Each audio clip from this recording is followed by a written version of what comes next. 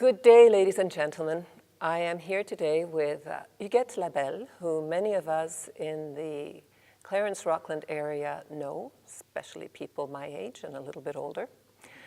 Madame Labelle is one of our stars of the region, and you will soon find out why if you don't know already. These are times that are difficult for everybody. There's more and more bad news. There's more and more things in the world around us to fear.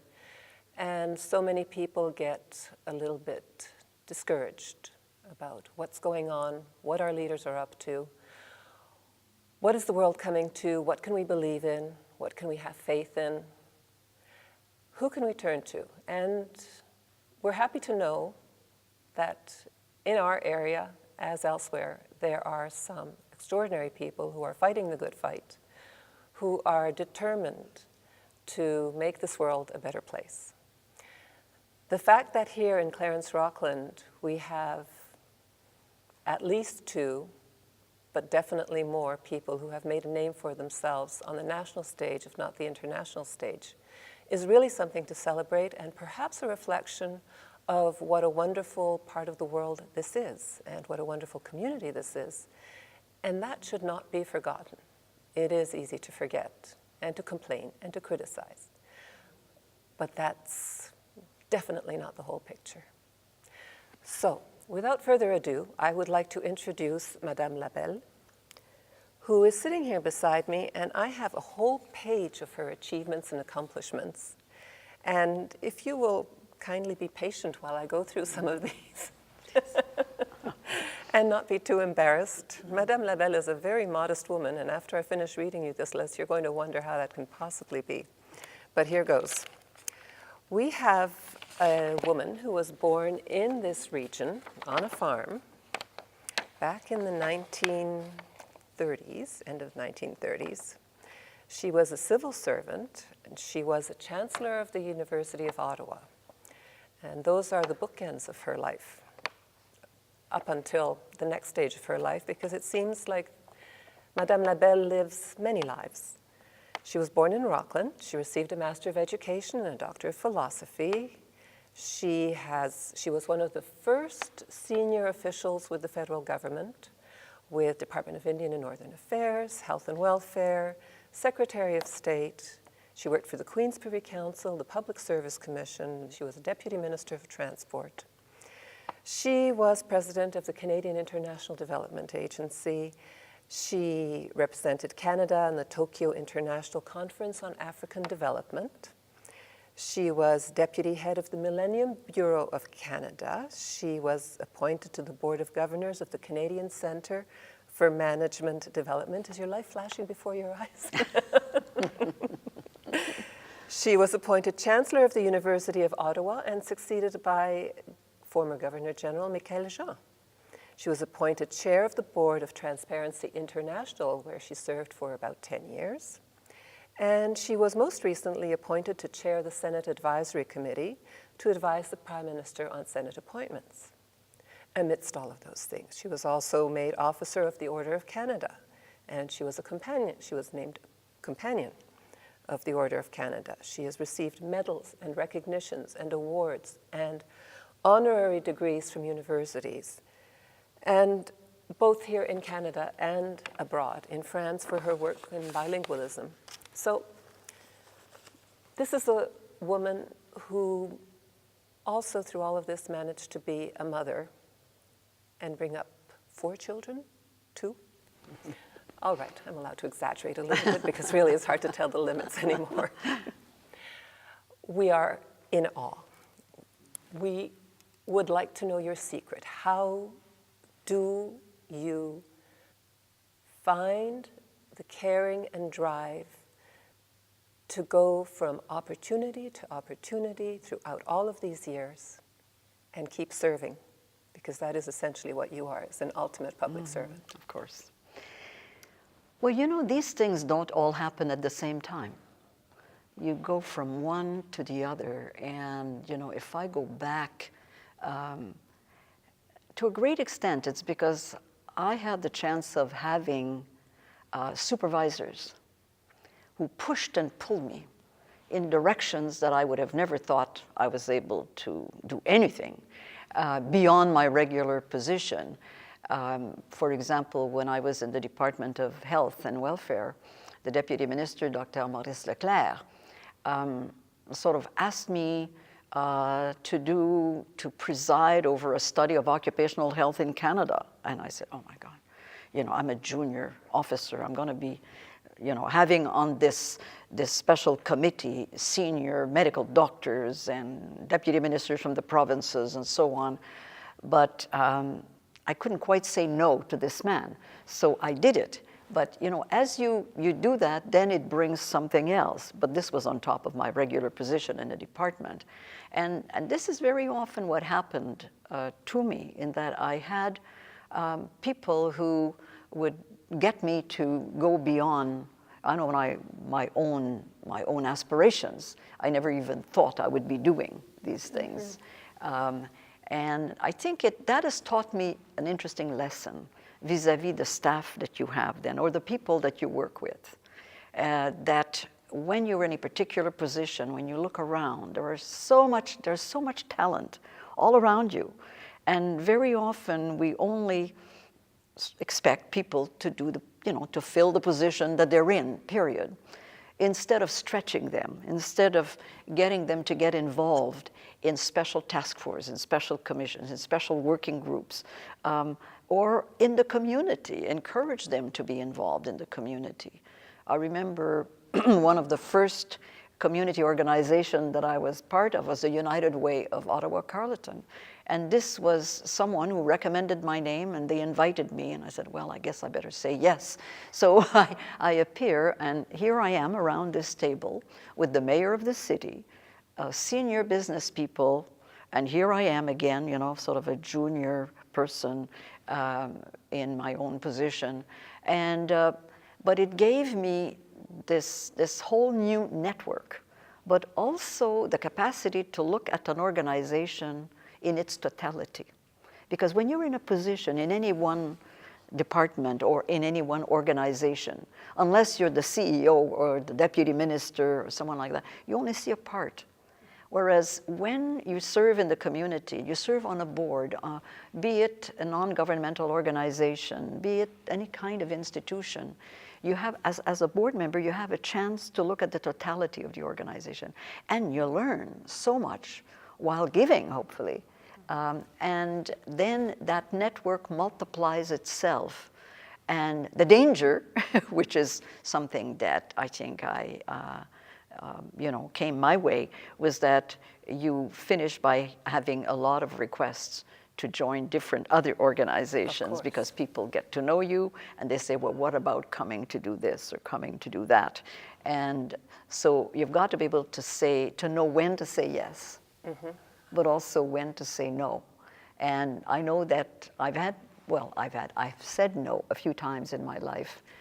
And when I look back, this was for promotions, quite important promotions. And these were the better decisions I've ever made, because in looking back, I know I would not have succeeded because I didn't have the experience, I didn't have the know-how to really fill those positions in the way they needed to be filled. So I'm very glad that I did not, but most of the time I've said yes. I'm actually seeing a bit of a common thread with the interview that we did recently with Jean-Marc Lalonde, which came out was, he never says no.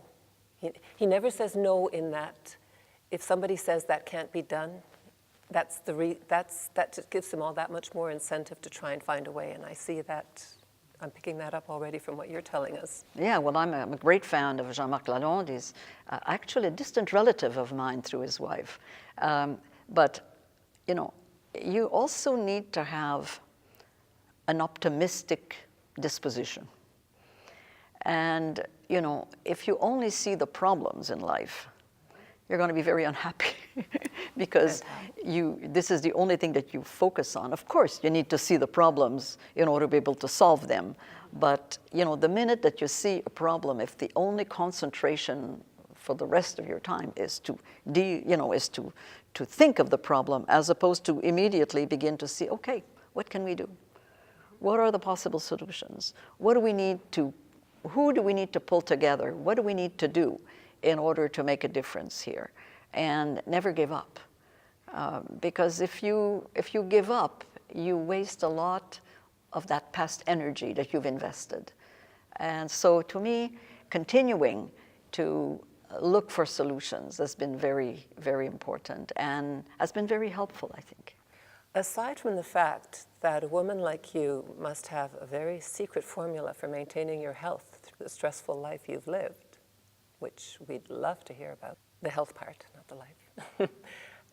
There is also the fact that we are living in an age when our healthcare system is very unhealthy. And yet our schools, where you would think they would pick up the slack for teaching youngsters to live more healthy lives, are failing. They're not filling in the gap. They're not redirecting.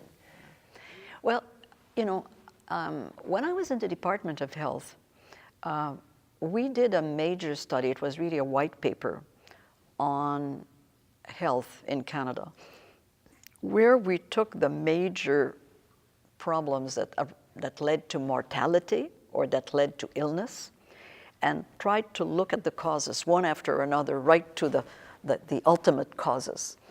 And out of that, it just, you know, suddenly appeared in front of us what we called the health field concept. And of course, one of them was the genetic aspect of your makeup, which sometimes will lead you to certain diseases.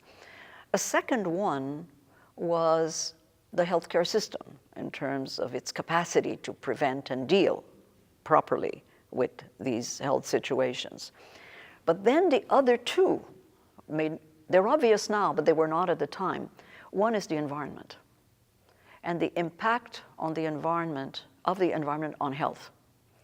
And by that, it's just not only the air that you breathe, the water that you drink, the type of food, that, you know, pesticides and so on that might be on food.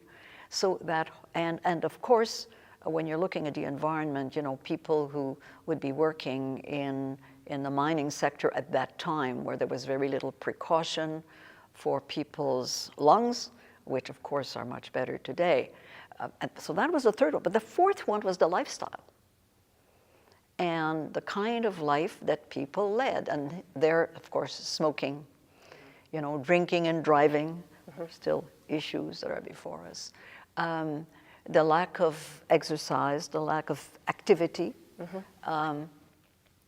the kind of environment, you know, mentally, in a sense, that you're in. If you're in an environment where other people's lifestyles are very devastating, you might be inclined to do the same thing, to live in the same way as those people. So, you know, what you eat as well. So we sort of had these four big causative or factors to some of the major problems. But my point in using this example is to say that indeed the prevention of health problems, you can't prevent everything, of course, but the preventive part is so important. And it's no one group that's responsible. It's, in a sense, society at large. Of course, the school system is tremendously important. I remember at that time, we had developed a robot that smoked. You know, very simple, where you'd put a Kleenex behind and you'd, with, you know, a puff, you'd get that robot to smoke a cigarette, and then you would remove the Kleenex, and the guck that was, you know, the greenish yellow stuff that was on the Kleenex would make anyone never want to smoke a cigarette again. So this was with the school system, with the children. We were able to, we would show, you know, slides of the lungs of those who smoked, those who did not, etc. So those children would arrive home and would see their parents smoke for the first time, although parents had been smoking before. And they'd say, but you can't smoke. You're going to kill yourself. So that didn't work very well. But children being persistent, then they said, you know, if you keep on smoking, you're going to kill me. And of course, the parents then got the message, and they would start going out to smoke. And eventually saw there was a double standard. You tell your children you can't smoke, but you smoke yourself. So, and when we did an evaluation of the program that we had on television and so on for adults, and the ones we had for children, the one for adults was more or less, you know, evaluated as moderate. Whereas the one for children was the most important, because not only did these children didn't smoke, but they got their parents to stop smoking. So the impact of the children on the parents was the most important aspect of what we were doing with the children. So my point is, I go back to prevention or maintaining health and preventing disease as being so important and being societal. Of course, the school system, I use that example. The media has a very important role to play, very important role to play in the kind of programming they do, and in reaching out in a way which is interesting for the population, you know, to be, and helpful. And I think many media do it, of course. And then, of course, the work situation, the occupational health, and what the corporate sector, the business sector do in terms of encouraging good lifestyle at work, which then can have an impact on your lifestyle when you go home, you know, at the end of the day, or if you work nights in the morning. And of course, the public sector, the governments, the hospitals, the primary health care units, the clinics. I find it very interesting in the work that we were doing when I was president of CIDA, the Canadian International Development Agency, around the world. What we found was that the time where we could really help families to deal with HIV and try to prevent it was when a woman became pregnant. And, you know, until then, it had somewhat less importance, but at that time, once they entered the healthcare system in a way, they were much more acutely interested, because they wanted a healthy baby, they wanted a healthy child, and they wanted to be able to look after that child once that child is born. So there are, you know, sometimes, although you are providing a service in the health care area, which is for something specific, but which you can use as a way of helping that family, that individual, to grow into a more healthy lifestyle than they might have had in the past, or look forward to a more, but with help. Because sometimes people say, oh yes, I know I've got to do this, and I know I should be dealing differently. But there are ways that when people leave, you know, the institution, where they're provided with, here's an interesting diet for you to follow, or you know, here's a kind of regime in terms of activity that might be suitable to what you do in life, to your work, to your family. So I think that's why I say it's a societal issue, and that, you know, we have a number of non-governmental organizations that already are playing a very interesting role. And I think we need to support them, to encourage them to continue to do that. And it could be the Red Cross with their swimming program for young people. You know, I mean, they're sometimes very simple things. So you've touched on a number of issues, I think each of which you should elaborate on, which we will do after the break. And those being role models and public policy and pure, simple morality, which has its place in our society, as it always has. Of course. And we will talk about those things with a perfect example of all of them when we come back.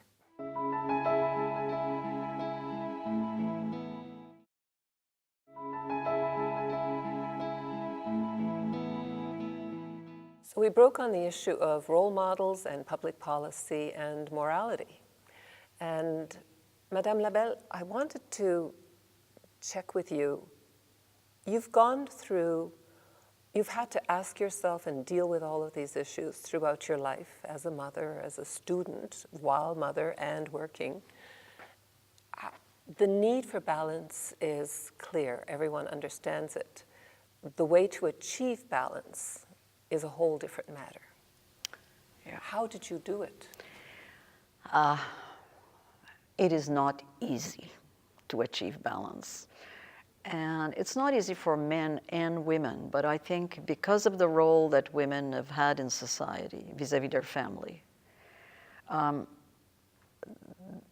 guilt bag that you carry on your back as a mother is constant, especially as the children are growing up. Because on one hand, you know that this has got to be prime. At the same time, you've got an employment, you've got a position that you need to succeed in. You've got a husband, you've got a family, or you've got a partner. And you're very often already engaged in the community for a variety of reasons. In certain cases, as in mine, you're continuing your university education on a part-time basis. And so you're constantly juggling. And in my case, what I used to do, others might have done this better, is to try to really instantly sort out priorities. You know, in other words, if today work, because something was happening, you had a special briefing for the minister if you're in the government. Oh, yes, we all do that, of course. Or a head of state was coming to visit and your minister was engaged, or there was whatever. And so that was prime, except that if suddenly that morning your child, or you get a call from school to say your child has fallen and, is hurt, well then, you obviously find somebody else to deal with the work situation, you go immediately to the child, So in other circumstances, of course, you don't have that situation with one of their children. And so you're putting a lot more energy during that period on the work, and you arrive home later than you would otherwise. And depending on the level of your position, you keep coming home later and leaving home earlier. So what I would do is try to keep, when the children were young, not to do paperwork for my work at night, in the evening at home, but get up very early in the morning and do it, from 5 to 6 or 7, because it needed to be done for the next day. Otherwise, you were holding back some decisions from going forward. So, so you build in a whole lot of accommodations like that. But there's no question that you always feel that you're not doing as well on any one of them as you would like. As if if you only have one thing to worry about. Mind you, I kept being comforted by my friends who say, well, we didn't have any children, we didn't have a partner, and we still feel the same way. So, but obviously, when you have all these different parts of your life, which all have to work, it is heavy. It is difficult, and you do feel guilt nearly every day, because there's one somehow that will not be quite as well done as you would like, or that you don't give it as much time or as much of a priority as you would like.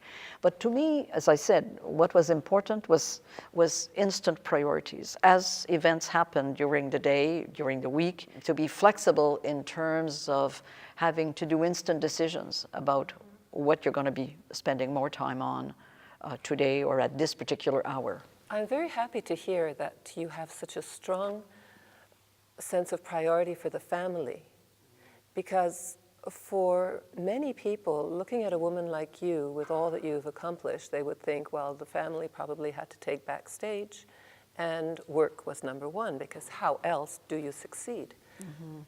Well, I'm sure that my two children, as they were growing up, must have felt at times that They only wish that their mother would have been there more and there all the time.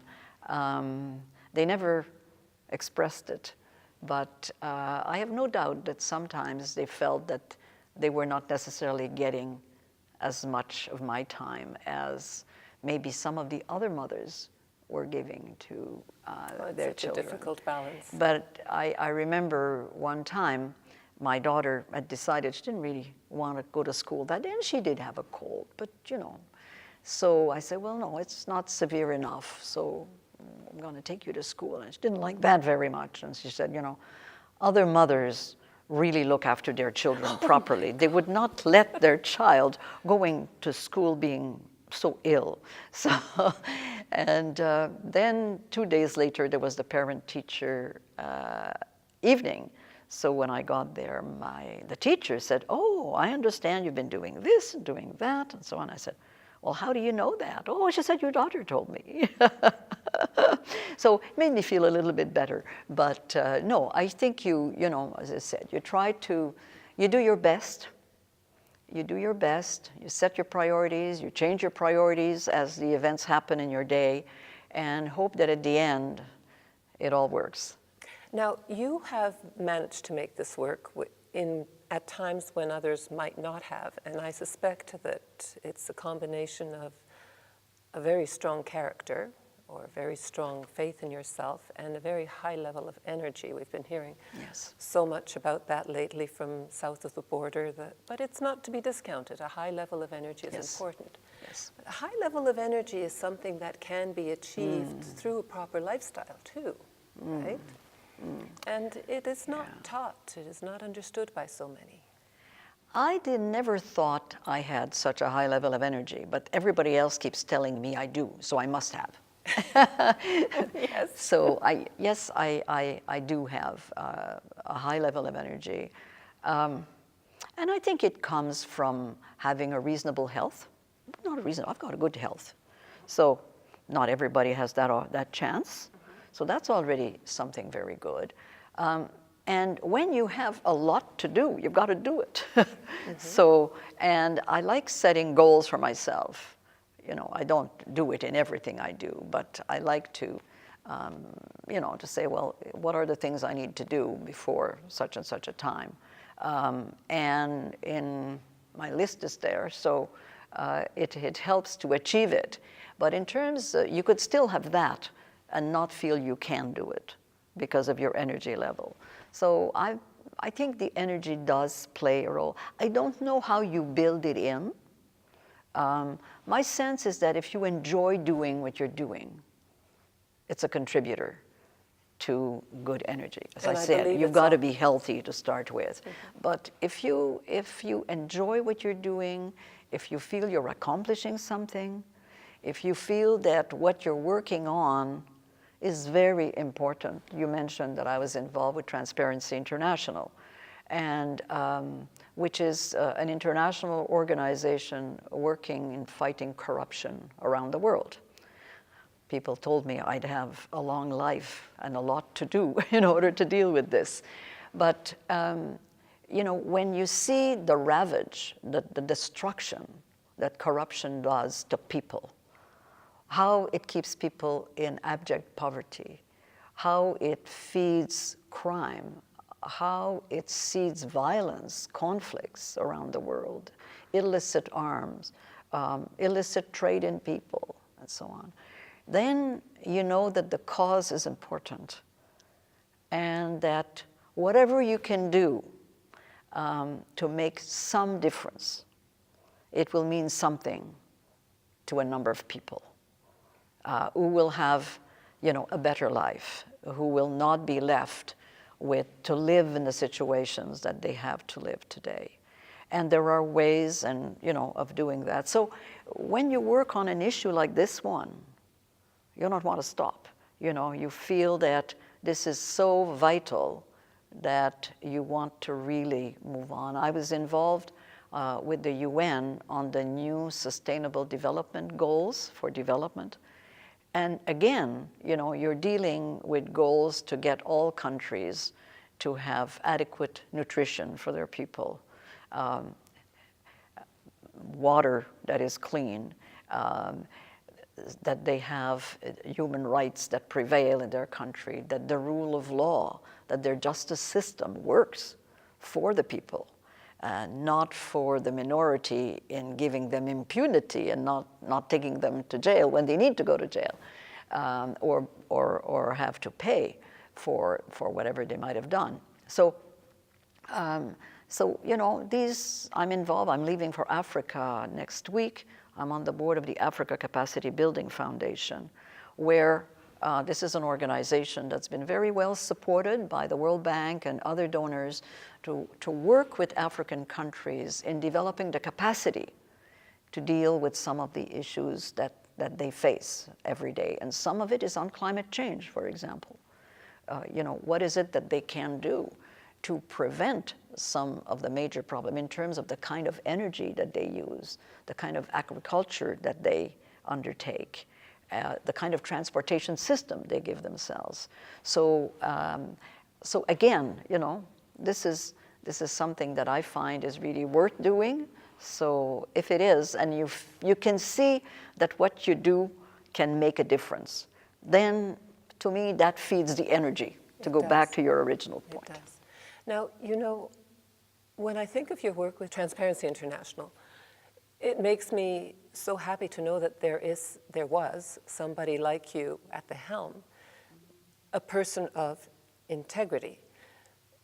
But at the same time, it's a little bit frightening because that is probably the most dangerous position you were ever in your career. Yes. It is dangerous. You were very transparent, very visible, and dealing with a lot of very not nice people. Yes. Well, I have been in some countries where the security was very tight because the organization that had invited me had been told that they should dissuade me from going because they could not account for my life. That was not frequent.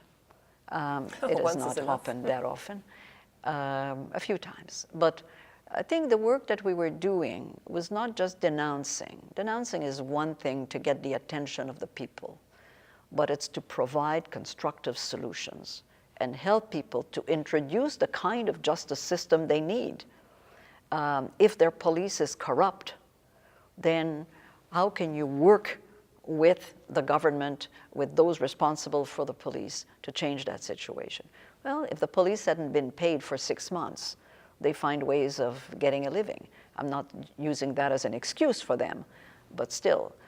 Or, you know, working with the customs department, that if in order to get your material out of custom, you have to bribe and keep on bribing each time, you know, something comes in for you. And if you've got a business, you will have a lot of things coming in through customs. So working with the customs department to change that, and we've been able to do this in a number of countries. I'm thinking of Vietnam in particular, but not only. Or with the tax system. And one thing that, you know, again, you can have a lot of tax evasion in a country if the tax system is not capable of catching it, of dealing with it. So working with those institutions. So the strengthening of institution can make quite a difference. Of course, it's a lifelong issue, and there are still way too much corruption in the world, in all of our countries, but in some much more than in others, and in some countries it affects the people's lives even much more. Much more vulnerable. And they need people with a strong sense of service, like you have proven that you've got, and there are many others out there. I spent 20 years in the federal public service. I know there are many people like that. That sense of service, which you find in so many of our military who come back with all of their incredible trauma that they've suffered, their injuries that they're carrying. They wonder why they're going to fight for something that's not useful, perhaps, not appreciated, or even themselves not appreciated. All of those things swirl in your mind and can make you so discouraged, and yet it's all step by step. Keep your North Star in sight and know where you're going. Well, I think your point is very well taken, that you have to start with where you want to be. And then really work towards that. Because if you're not setting goals, if you don't have a destination, you'll put the train on the track, but who knows where it will land. So going back to my transport days. So, having, and that's one thing. But the other one is working with others. And there's a lot of tremendous partnerships between organizations, between people. If I go back to Transparency International, I was a volunteer, like thousands of them around the world. If I think of Bangladesh, we have 5,000 young people around Bangladesh calling themselves Youth for Integrity, and supported by the chapter of Transparency International in Bangladesh, because we're in 100 countries plus. And these young people are well supported. They're between 14 and 25, and they're there not in their community, just not only to identify the problems, but they're supported in becoming constructive contributors to solutions. And hopefully that will affect them in their life. I'm just using one example, but I think having a destination, having a goal for whatever aspect of whatever work you do, I think becomes very important. And it makes it much more worthwhile when there are problems that occur along the way, and there will be, that push you back, or when you may not feel as appreciated as you should be, considering what you have done. I mean, I know that my days in CEDA, which was like all the other departments I worked in the federal government, were just outstanding. The people that worked in that agency cared. They cared deeply about the people of the world. They cared deeply about making a difference in terms of dealing with poverty. And that's what I think got them to do what they were doing, and going to very difficult places to work. Not easy, and yet be ready to do it. Or be ready sometimes to do work in a supportive way, as opposed to being on the front line, which may not be as exciting, but it might be just as important as the people who are in the front line. So, I mean, to me, these are our heroes. The people who are really, I mean, I was not the hero in CEDA. The people who were in the front line, the people who were delivering the programs, made a difference. And they made a difference between how Canada is perceived around the world, how Canadians are able to develop very strong relationships with other countries, with the people of other countries. And to me, that is not only contributing to development, it's contributing to peace between countries. When we had tremendous, we would call them twinning programs when I was in CEDA, for example, with China, where we twinned the universities of Canada with some of the universities in China, the municipalities of Canada with some of the municipalities in China. And to this day, although it's not supported financially, those people are still exchanging information. Chief engineers of one municipality of Canada with one in China that they've been working with, continue to have that kind of relationship. Our Supreme Court has been very involved with China in this kind of exchange. And so, there are many ways of doing this. Our Department of Tax, for example, has been very, very involved with India a number of years ago in, again, a kind of twinning situation. And we all learn from each other. It's not just what we bring, but we bring something back each time. Absolutely. I was laughing a bit because you were reminding me how every spring we suddenly become a cousin of Holland when the tulips come forth. Of course. Now we're going to take a break, and when we come back, we'll cover some of, oh my goodness, we'll cover maybe 2% of what we'd like to cover, but time limits us. So thank you. We'll be right back after this break.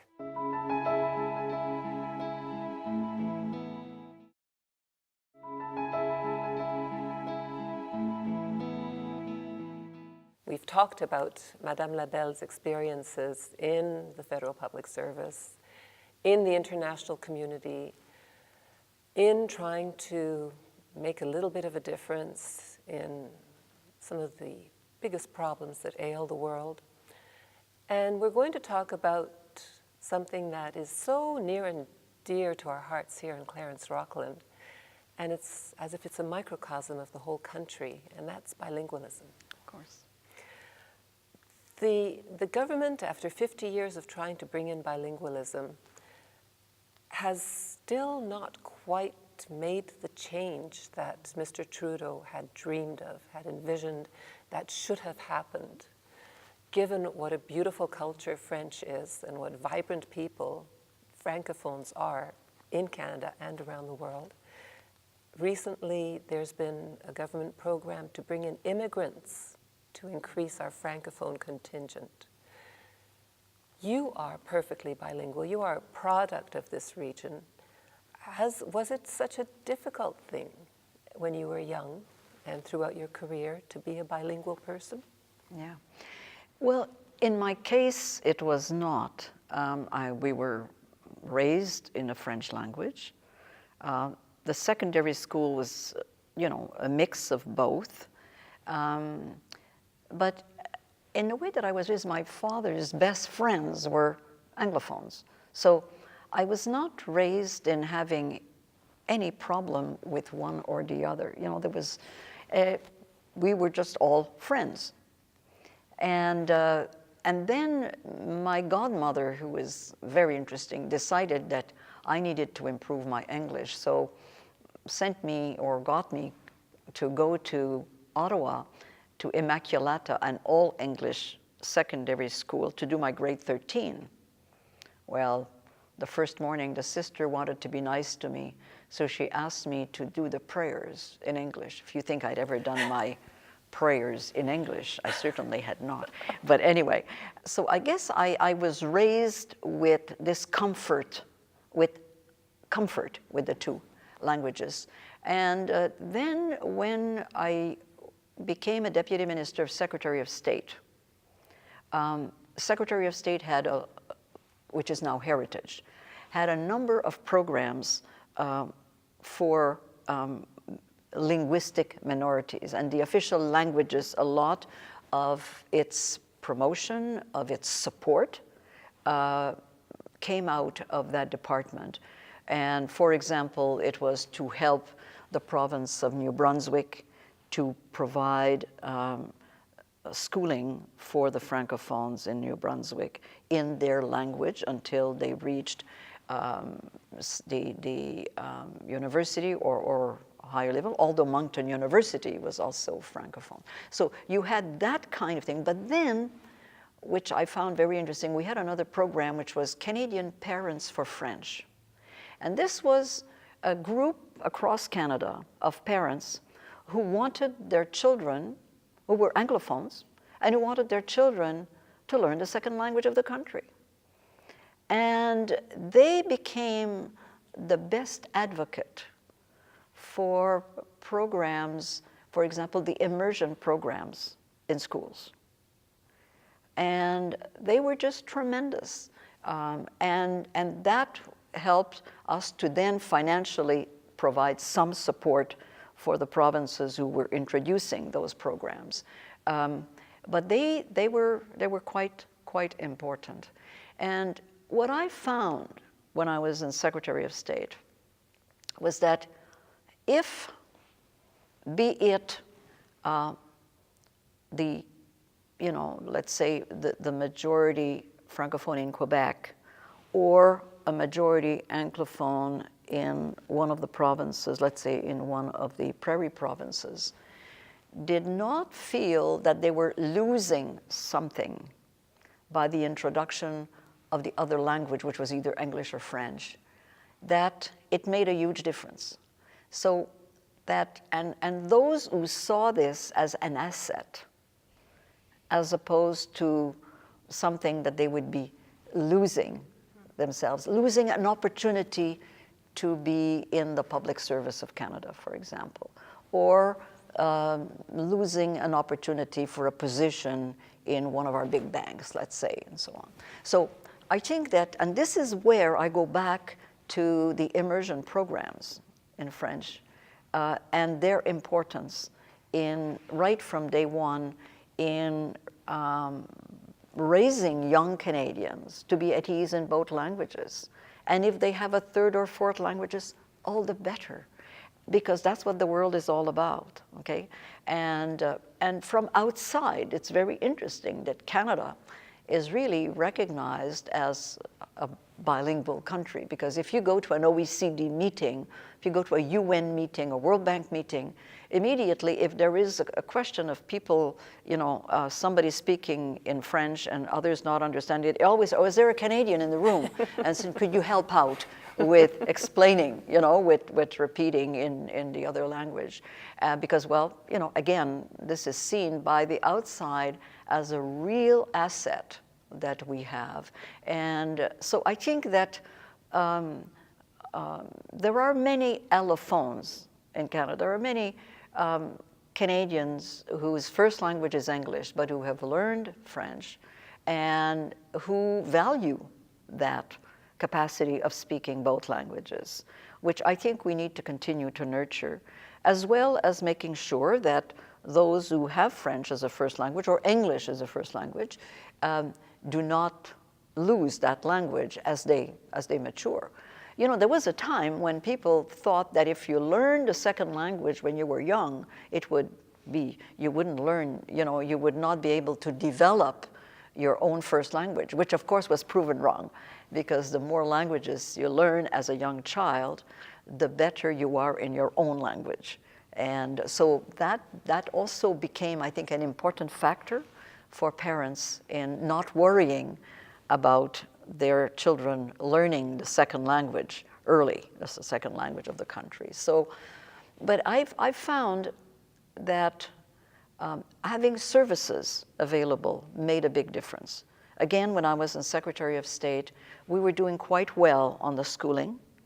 And then we said, well, what would be the next priority? Should it be health?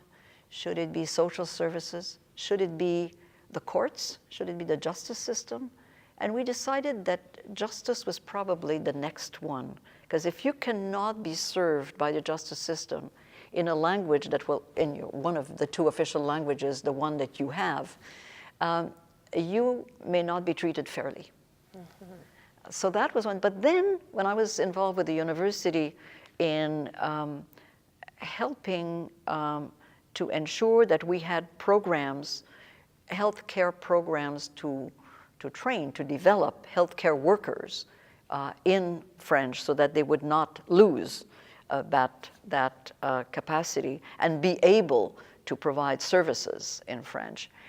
I was really struck by a story where this woman who lived in Kapuskasing, but who was from a French community completely out, just on the outskirts of Kapuskasing, developed a cerebral thrombosis, became aphasic, so she couldn't speak. So she was, of course, in hospital. She was paralyzed, so she was rehabilitated. Everything worked well, but not her speech. So after several months, they in Sudbury, they said, listen, she will never speak again, so we will need to send her back home, because otherwise she's fine. The minute she walked in her house and everybody was speaking French, she started to speak. And for some reason, the brain had not factored the second language in terms of rehabilitation. And so I felt that this was a story that was very important to me in this, because if you arrive at the emergency and your first language is French, you might be bilingual, but your first language is French. And people start to talk to you and you're in a high stress, you're in pain, you've got some broken bones and many other things, then you might not be able to explain suddenly, properly, to answer the questions, or you may not understand well the questions that are being asked by the healthcare, by the doctor, the emergency doctor, or the like. So to me, to have the two languages is a tremendous asset for all Canadians. And that means ensuring that one does not lose the French language when you have it, that you don't lose it once you've acquired it as a second language. And the same thing applying to people who have English as a first language, because you can have the reverse situation, although much less likely, because a great majority of Canadians, their first language is English. This advisory committee for the Prime Minister, to which you were appointed in January, to help develop a process to appoint senators, or to help nominate senators? Yes. Could you tell us a little bit about that? Well, the Prime Minister had identified the importance of having a non-partisan Senate. He did that before he became Prime Minister, and then said that if he were to become Prime Minister, he would establish a process which would be more neutral in the nomination of new senators. So he created this advisory board, which is an independent advisory board to him, to recommend the name of senators that he would then consider for nomination. It is non-binding. However, you know, so we were appointed on the 19th, and we had to, on the 19th of January, and we had to make recommendations to him by the 25th of February, which we did. And then there were, you know, he took a few days to be able to look at this, because we were asked to recommend 5 names for each vacant position, which we did. And so the process that we used, because this was a short time, was to reach out directly to a large number of organizations in the country, in the 3 provinces, where the vacancies were being filled: Manitoba, Ontario, and Quebec, for this first group. And so we reached out and asked those organizations, institutions, associations to recommend the name of outstanding Canadians that would meet the criteria which was there. And you know, the criteria was, these had to be highly respected, people of integrity, people who were residents of Canada, of course, people who had citizenship, and people who were able to bring professionally something to the Senate. And I was so pleased to see the high quality of interested Canadians to serve in that chamber, which is a very important part of our state institutions.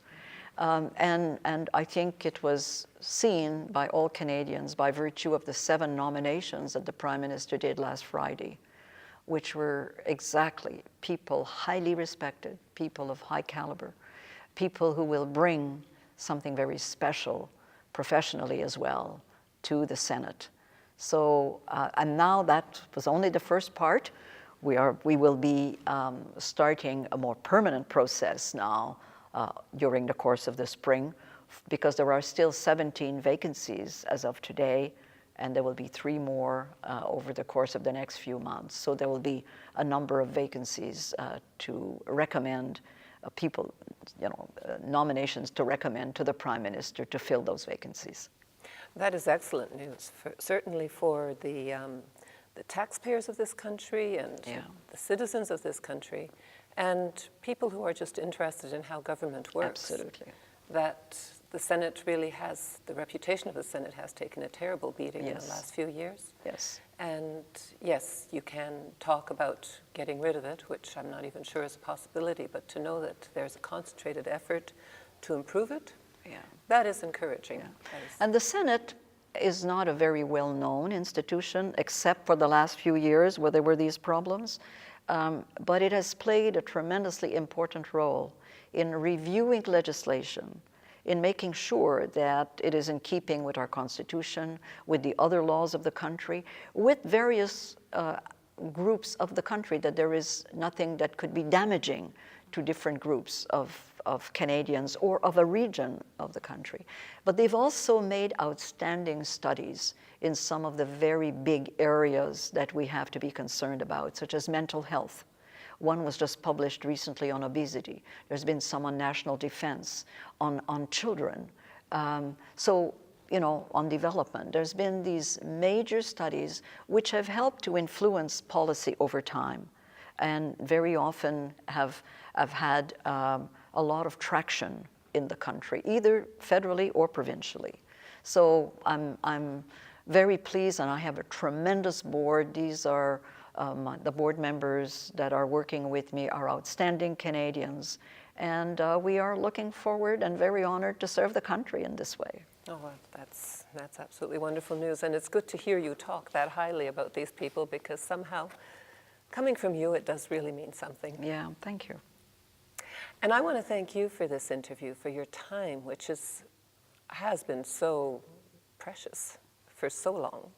And yet, here we are on this horrible snowy day, and you still took the time to come out here to your hometown. Well, thank you. Thank you very much for having invited me. Rockland is a special place in my heart. That's where, you know, I came from, although I was from outside of Rockland. We never called it we're going to go to the village. We always said we're going to go to Rockland. And to this day, it is Rockland, and it's my hometown. So I'm very pleased to be with you today. This has just been a privilege, a special privilege. And I hope for all of you watching, this has been a wonderful opportunity to see a woman who is so accomplished and who has done so much, who talks to us like a friend to all of us, sharing her life, her thoughts, and her aspirations, dreams, and discoveries. And we haven't even touched on a fraction of what you've been through. But it is good to find someone who's been through the corridors of power such as you, who's met the people you've met, who can talk with such not only dedication, but caring. Caring is so missing in so many of our institutions, in our debates and our discussions. And we always wonder what that missing element is, and I think that's what it is. That you identified it as empathy, I call it caring. I think it's all the same thing. So on that note, I will close and look forward to seeing you next week, for another wonderful interview, which will be hard to top this one. But we'll try. Thank you very much.